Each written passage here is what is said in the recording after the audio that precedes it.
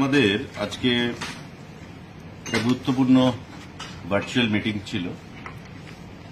রাজ্যের পর্যটনকে আরো আকৃষ্ট করার জন্য কেন্দ্রীয় সরকার সিভিল এভিয়েশন মন্ত্রক সহায়তায় সি প্লেন কনসেপ্ট, অর্থাৎ আমরা এতদিন জানতাম যে প্লেন আকাশে উড়ে এয়ারপোর্ট থেকে টেক অফ করবে, আবার এয়ারপোর্টে ল্যান্ডিং করবে। এখন একটা কনসেপ্ট এসছে যে সি প্লেন জল থেকেও টেক অফ করতে পারে, এয়ারপোর্টে নামতে পারে, এয়ারপোর্ট থেকে টেক অফ করতে পারে, জলে গিয়ে নামতে পারে, আবার জল থেকে টেক অফ করতে পারে, আবার জলে গিয়ে ল্যান্ডিং করবে বা নামবে। এই কনসেপ্ট নিয়ে এটা বড় প্লেন হবে না, ছোট প্লেন, এটিআর বা তার থেকে ছোট চার্টার টাইপের এই একটা কনসেপ্ট শুরু হতে চলছে। তো আজকে আমরা প্রথম ভিসি, বিস্তারিতভাবে বলা সম্ভব হবে না। এখানে আমাদের ট্রান্সপোর্ট সেক্রেটারিও আছেন, ট্যুরিজম সেক্রেটারিও আছেন, আমাদের ট্যুরিজম ডাইরেক্টরও আছেন, এডিশনাল সেক্রেটারি আমাদের ট্রান্সপোর্টও আছেন, জয়েন্ট সেক্রেটারিরা আছেন বা বিভিন্ন আধিকারিকরা আছেন, এবং ডিএম ধলাই এবং ডিএম সিপাহী জেলার সঙ্গে আমরা ভার্চুয়ালি ছিলাম। এবং পাশাপাশি উড়ান স্কিমে যে আরসিএস রিজিওনাল কানেক্টিভিটি স্কিম উড়ান, তার আন্ডারে ভারতবর্ষের সরকার টেন্ডার করে থাকে।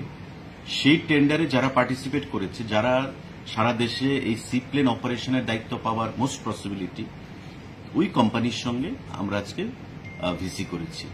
মিস্টার সিদ্ধার্থ বর্মা কোম্পানি থেকে প্রতিনিধিত্ব করেছেন এবং তারাও খুব এনথুজিয়াস্টিক, এক্সাইটেড আমাদের মতোই এই সি প্লেন যে অপারেশন ত্রিপুরা রাজ্যে চালু করার জন্য। তার আগে তারা মহারাষ্ট্র, আন্দামান বা বিভিন্ন ভারতবর্ষের রাজ্যে এই সি প্লেন এক্সপিরিয়েন্স তারা করেছেন, কিন্তু ওনারা বলছেন যে কোভিডের পর আমরা সেটাকে কন্টিনিউ আর করিনি। এবার আবার উড়ানে স্কিমে আরসিএস এ সেটা টেন্ডার করেছে সিভিল এভিয়েশন ডিপার্টমেন্ট, আমরা সেটাতে পার্টিসিপেট করেছি এবং আমরা আমাদেরকে যেটা বলা হয়েছে যে 90% জায়গায় আমরাই হয়তো পাবো। তো সেক্ষেত্রে ত্রিপুরারও একটা সেক্টর রয়েছে আমরা দেখছি, এবং প্রাথমিকভাবে আমাদের প্রস্তাব গেছে ত্রিপুরা থেকে নারিকেল কুঞ্জে যে আমাদের ডুম্বুর লেক, যেটা one of the biggest lakes in the country, ওই ডুম্বুর লেককে এবং নীরমহল যে আমাদের রয়েছে রুদ্রসাগর, সেখানে আমরা প্রস্তাব করেছি।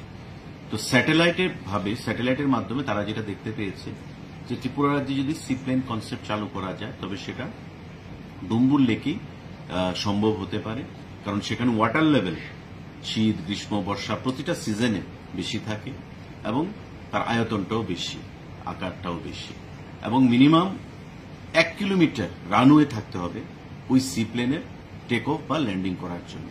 আর তার বাইরেও কিছু স্পেসিফিকেশন রয়েছে টেকনিক্যালি, তো যেটা অন্যান্য জলাশয়গুলোতে বা ওয়াটার বডিগুলোতে কম রয়েছে।